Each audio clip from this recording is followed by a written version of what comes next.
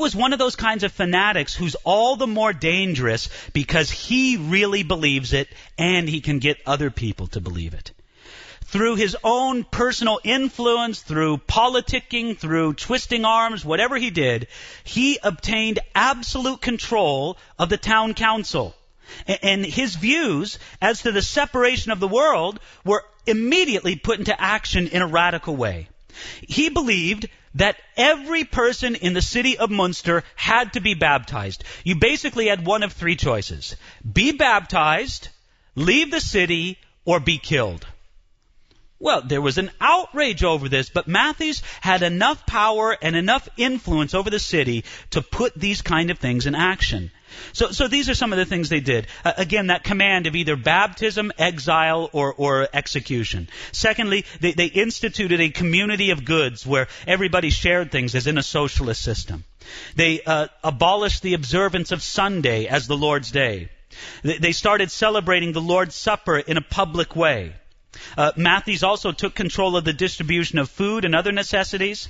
And then they believed, because this is what I didn't tell you before, Matthews and another gentleman who accompanied him to Munster, a man named John of Leyden, Matthews and Leyden were both followers of Melchior Hoffman. And so now, they didn't believe that the kingdom of God was going to come down to earth at Strasbourg anymore. Now they believed that the kingdom of God was going to come down to earth there at Munster. So they sent messengers all over Europe announcing the coming millennium. But all it did was to tell Europe that something was seriously wrong at Munster, that crazy Anabaptists had taken over the city, and that it was a dangerous situation that the people had to address in some way or another. Matthews ruled the city brutally. There was a shoemaker named Hubert Ruscher who put himself at the head of a body of the original citizens of the city. And you can only imagine how this must have galled the original citizens of the city. Those long-standing people who had been born and raised and lived their lives and raised their children there in the city of Munster, to find it taken away from them and taken in bizarre courses by these foreigners who were doing all these strange things. You can only imagine how that would have affected them. But this man, Hubert Ruscher, put himself at the head of this group of people who were protesting what Matthews was doing. And then Matthews condemned him to execution right on the spot. His associate drew his sword and struck him, and he died of the wounds some days later. And as all this was happening, the bishop of the city gathered his own troops, and others who were outraged by what was happening in the city of Munster all came together, and they laid siege to the city. Well, any city with good city walls is going to hold out for a while, and Munster held out for a while against these siege armies. And in the time that they held out, and the city of Munster was under siege, if it is possible, things got even more bizarre in the kingdom of the Anabaptists in Munster.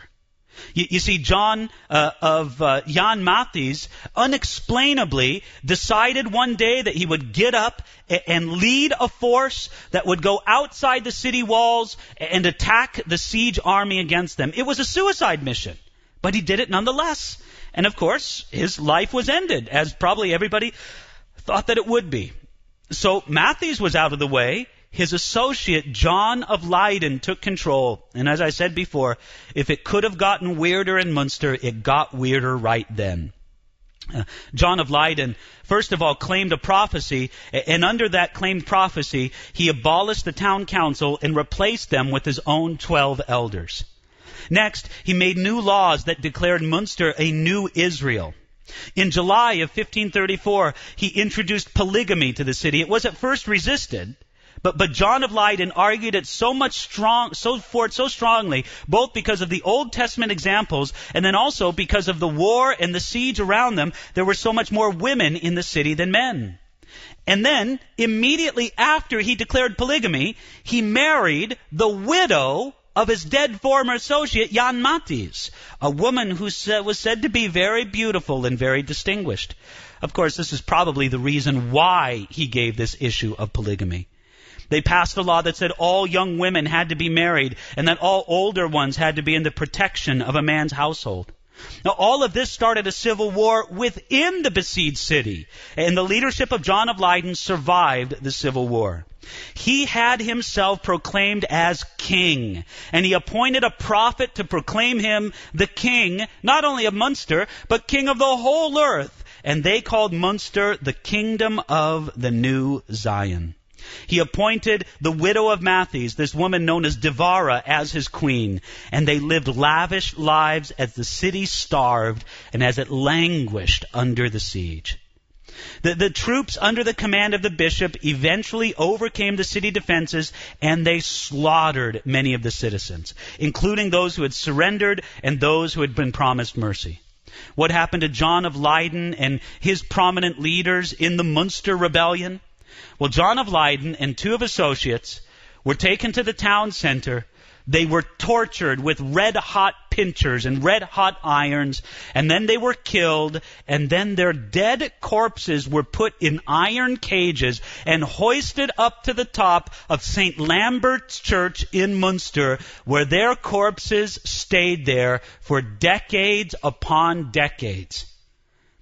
The rotting flesh could be seen, and then when the rotting flesh was gone, the bones remained up in those iron cages, which, by the way, still hang at the Church of St. Lambert's in Munster. Of course, don't look for the body or the bones in there. Those long ago vanished. But those cages are still up there as an enduring testimony of what happens when crazy people are able to take over a town. Now, you can only imagine what this all did to the Anabaptist movement.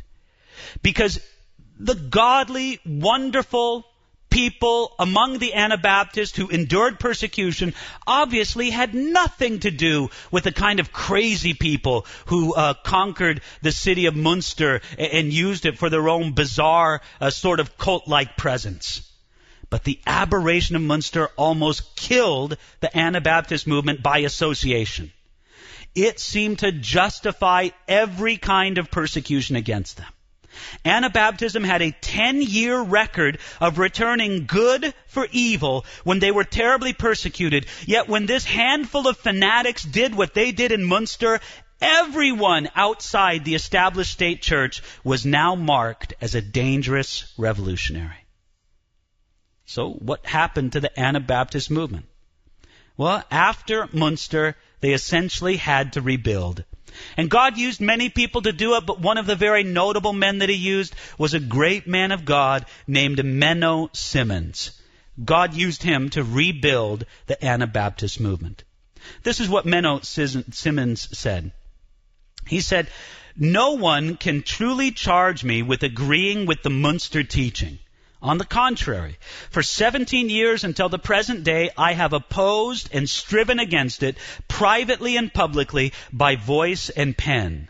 Those who, like the Munster people, refuse the cross of Christ, despising the Lord's word, and practice earthly lusts under the pretense of right doing, we will never acknowledge as our brethren and sisters."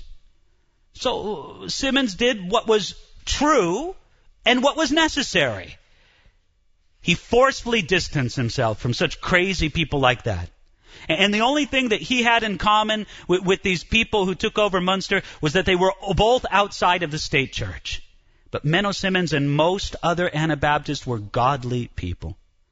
But you see, the Munster debacle was another reason why most Anabaptist movements came to stress pacifism. The idea that war is always wrong and immoral, especially for a Christian, because they wanted to disassociate themselves from Munster as much as possible. Nevertheless, these Anabaptists continued to be terribly persecuted and continued to live their simple, God-honoring lives, of course, accepting the still bizarre groups that were also called by the same name of Anabaptists. One could say that they were persecuted on both sides, by both Roman Catholics and by both the magisterial reformers who were Protestants. Another example of the great men among the Anabaptist movement is found in the man Jacob Hutter. In 1536, Hutter was arrested because his church was not approved by the state, and they tortured him to find out who and where the other illegal believers were. One of the tortures that they subjected him to was to sink him in icy water repeatedly until his skin cracked open, and then they would pour alcohol into the open wounds and light it on fire.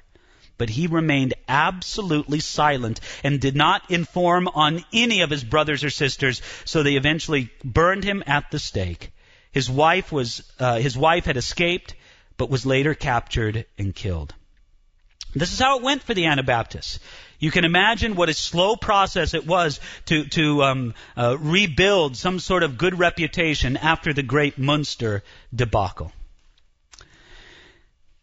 It wasn't until the mid-1600s, until after the terrible religious wars in Europe, when Europeans were sick of killing people who believed differently than they did, that government officials started leaving the Anabaptists alone. They were tolerated as the quiet ones in the land, and they mostly settled in isolated mountain valleys and in rural areas, or they left their homelands to live in sparsely populated areas or overseas. But very much so, their legacy passes on to us today. Now, on the one hand, it would be very easy to look for the legacy of the Anabaptists in movements such as the Amish or such as the Mennonites, and there's definitely a historical connection between these modern groups of the Amish and the Mennonites and the Anabaptists from those days, no doubt about it. But I would say that probably most of us, I know I do, feel a real spiritual kinship with the Anabaptists.